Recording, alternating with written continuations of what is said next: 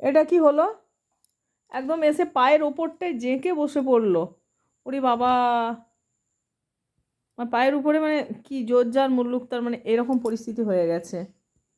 মানে কিছু বলা হচ্ছে না বলে মানে কি চলছে।